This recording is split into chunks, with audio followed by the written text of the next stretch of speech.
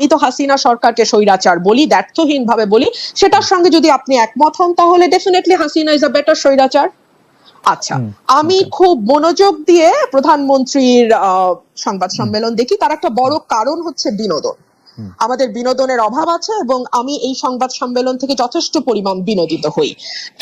বিনোদনটা এ কারণেই যে একটি ছোট্ট মিষ্টি প্রশ্ন, যে প্রশ্নটি আসলে প্রধানমন্ত্রীর অত্যন্ত মনোপুত হবে, এরকম একটা প্রশ্ন করবার আগে দীর্ঘ সময় ধরে প্রধানমন্ত্রীর নানা রকম প্রশংসা করা হয়, এমনকি আঞ্চলিক ভাষায় মানে আমি আসলে বলেই ফেলি, এই বেডির সময় ফসল ভালো হয়, এই মানুষটি ম্যাজিক ব্লেডি, এই ধরনের কথাবার্তাও খুব চমৎকার ভাবে বলা হয়। এবং আপনি অস্বীকার করবেন বলে আমার মনে হয় না, ওই সময় তো ক্যামেরায় ওনার ফেস ধরা থাকে, ওনার যে উচ্ছ্বাস, আনন্দ এবং চাপা গর্ব আমি দেখি, তাতে আমার মনে হয় চাহিদা যোগানের একটি চমৎকার আয়োজন সেখানে হয়। একটা কথা খুব স্পষ্ট, প্রধানমন্ত্রী যদি সত্যি সত্যি না চাইতেন যে এই স্তুতি স্থাবকতা চলতে থাকুক, তাহলে কারো ঘাড়ে দুটা মাথা নাই যে সেই স্তুতি করবে।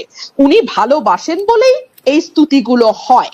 এবং প্রশ্নগুলো আপনি লক্ষ্য করবেন, ধরুন যখন আমাদের একজন শীর্ষস্থানীয় পুলিশ কর্মকর্তার দুর্নীতি নিয়ে পাতার পর পাতা রিপোর্ট প্রকাশিত হলো, আইনজীবীরা দুদকে গেলেন, আইনজীবীদের মানে বিষয় আমলে নিয়ে দুদক তদন্তেও নামলো, প্রধানমন্ত্রীকে নিয়ে তো এই প্রশ্ন করাই যেত। কেন করা যেত আপনি প্রশ্ন করতে পারেন, যেটা তো আসলে প্রধানমন্ত্রীর দায়িত্ব না, এটা দুদকের দায়িত্ব, পুলিশ আইন শৃঙ্খলা রক্ষাকারী বাহিনীর দায়িত্ব, উনি কেন এটার মধ্যে কথা বলবেন এই কারণেই যে বাংলাদেশের প্রধানমন্ত্রী যেহেতু মশা মারার কৃতিত্ব থেকে শুরু করে মানুষ হত্যার বিচার পর্যন্ত সকল কিছুই আপনি এত চমৎকার বলেন, আসলে শুনতে ইচ্ছা করে, কিন্তু একটা প্রশ্ন না করে পাচ্ছি না। আপনার কাছে কি মনে হয় যে আপনি উচ্চ পর্যায়ে পুলিশ কর্মকর্তা যাকে বলছেন তিনি আসলে অবসরপ্রাপ্ত কর্মকর্তা এবং তার কেস যে দুদকে নেওয়া হয়েছে সেটা প্রধানমন্ত্রীর জানার বা এপ্রুভালের বাইরে, এইটা আপনি মনে করতেছেন? না, তার জানার বা অ্যাপ্রুভালের বাইরে না, কিন্তু তিনি জেনেছেন এবং অ্যাপ্রুভ করতে বাধ্য হয়েছেন। কারণ এইটুকু আই ওয়াশ না দিলে না না না এখনো চোখের পর্দা কিছুটা আছে, ওই পর্দা। তবে উনি মানে পুলিশ কর্মকর্তার কথা বলছি, উনি কতটা খোলা হাতে বের হতে পারবেন সেটা একটা প্রশ্ন। ধরুন বেসিক ব্যাংকের বাচ্চু শেখ আব্দুল হাই বাচ্চু, ওনার নামের আগে শেখ ছিল না, আমি জানতাম না, ফরাসউদ্দিন সাহেব যেহেতু দুদিন আগে সেটা খোলাসা করেছেন, সেটা অবশ্য আপনাদের রিপোর্টারদের একটা ফোরামেই তিনি খোলাসা করেছেন, সেখানে তিনি স্পষ্ট করেছেন নামের আগে শেখ ছিল না, এখন শেখ যুক্ত হয়েছে। আচ্ছা, আব্দুল হাই বাচ্চুকে নিয়ে কিংবা আচ্ছা কোনো ব্যক্তি বাদ দেন, বাংলাদেশে মন্দরিনের পরিমাণ 4.5 লক্ষ কোটি টাকার উপরে, এটা আমরা বলছি না, অর্থনীতিবিদরা বলছেন। এই মন্দরিন কাদের কারণে হয়েছে, তাদের সুবিধা দিতে হয়েছে, এটা আমরা বাংলাদেশে যারা আছি সবাই জানি। আচ্ছা, ধরুন একজন ঋণ খেলাপি, তিনি মাত্র 2% ডাউন পেমেন্ট দিয়ে তার ঋণটি রেগুলার করে ফেলতে পারবেন। অথবা ধরুন একজন ব্যাংকের পরিচালক যার আগে মেয়াদ ছিল 3 বছর, সেটা এখন বাড়িয়ে 9 বছর ছিল, প্রথমে পার্লামেন্ট এসেছিল 9 বছরের দাবি নিয়ে, সেটা আবার অটো কেউ দাবি না করতে 12 বছর করে ফেলা হয়েছে। এইগুলো নিয়ে কি ওনাকে প্রশ্ন করা যায়? আজ পর্যন্ত কোনো সাংবাদিককে প্রশ্ন করতে দেখেছি? আচ্ছা, আমি আপনাকে একটু বলতেই চাই, একটু বলি যে আসলে প্রধানমন্ত্রী শেখ হাসিনাকে এই বিষয়ে স্পেসিফিকলি প্রশ্ন করা হয়েছে, তিনি এটা নিয়ে উত্তর দিচ্ছেন যে সাংবাদিকদের তিনি আহ্বান জানাইছেন যে আপনারা আমাকে তালিকা দেন কার কার কার কার কার কার ব্যাপারে আপনারা কি জানতে পারছেন, আমি চেষ্টা করতেছি, এবং এই প্রশ্ন করা হয়েছে, আমি শুনছি। তাহলে আমার উত্তর হবে কতটা এড়ানো। আপনারা যেটা বলছিলেন যে এত স্পেসিফিক উত্তর কেউ কি দেয় বা প্রশ্ন এড়িয়ে যায়, এর চেয়ে সুন্দর এড়ানো আর কি হতে পারে? তালিকা দেয়া কি সাংবাদিকের দায়িত্ব? দুদক কি করে? এসবি, ডিবি, এনএসআই, ডিজিএফআই, তারপরে আপনার কি বলে, সরি, এনএসআই, ডিজিএফআই তো দায়িত্ব না, বাংলাদেশ ফাইন্যান্সিয়াল ইন্টেলিজেন্স ইউনিট তারা কি করে, বাংলাদেশ ব্যাংক কি করে, এটা দেখার দায়িত্ব কি সাংবাদিকের? এই উত্তরটা দেওয়ার মানে কি জানেন? ইটস আ ক্লিয়ার মেসেজ, দ্বিতীয় দিন আর এই প্রশ্ন করবেন না।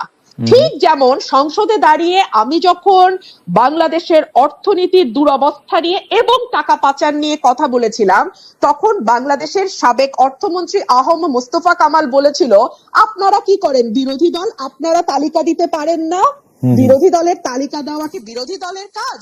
তখন আমি বলতে বাধ্য হয়েছিলাম, আপনার পাশে যেই ফরেন মিনিস্টার বসে আছে তার কাছে তালিকা আছে বলে তিনি স্বীকার করেছেন, অ্যাটলিস্ট কয়েকজনের নাম, মানে কয়েকজনের তথ্য তিনি জানেন, অথচ তার কাছ থেকে তালিকা নিয়ে বিসমিল্লাহটা করেন। জি, ইন্টারেস্টিং পয়েন্ট।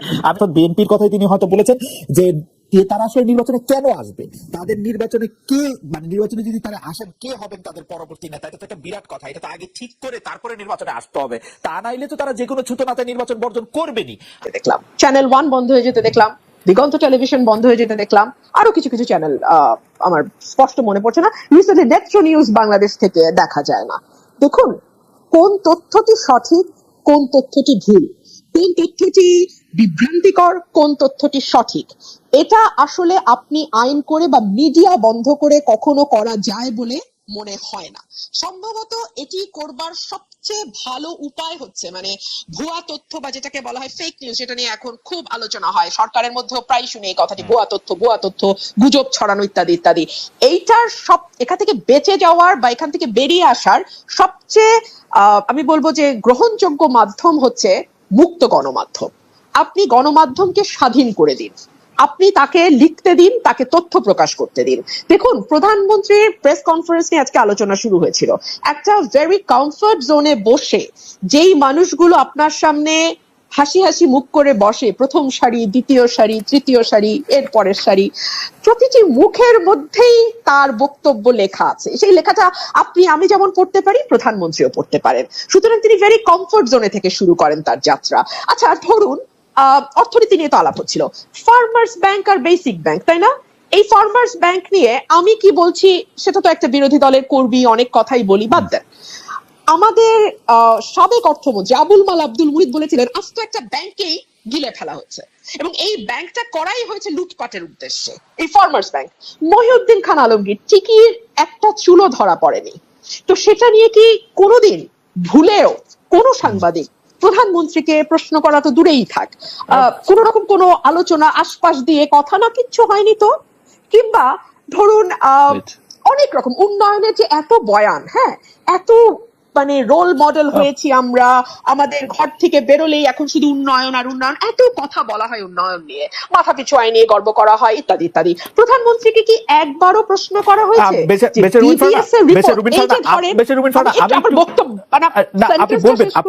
আপনি বলবেন, সেন্টেন্সটাও শেষ করবেন, আপনি বলবেন। আপনি সংসদ সদস্য ছিলেন, সংসদে আপনি 4 বছর থেকেছেন, আমি দায়িত্ব নিয়ে বলছি, আমি জেনে বলছি, আপনার বক্তব্য প্রধানমন্ত্রী শেখ হাসিনা উপভোগ করেছেন।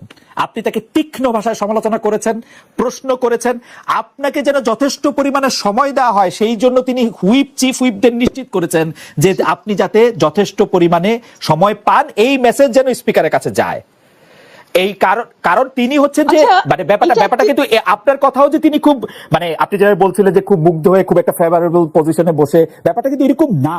এবং আপনি যেই কথাগুলি বলছিলেন আমি শুধু মন্তব্যটি করে রাখি, সেই প্রশ্ন করা হয়েছে ফার্মার্স ব্যাংক নিয়ে, তাকে প্রশ্ন করা হয়েছে মহিউদ্দিন খান আলমগীরকে নিয়ে প্রশ্ন করা হয়েছে, এই প্রশ্নগুলি তাকে করা হয়েছে আসলে।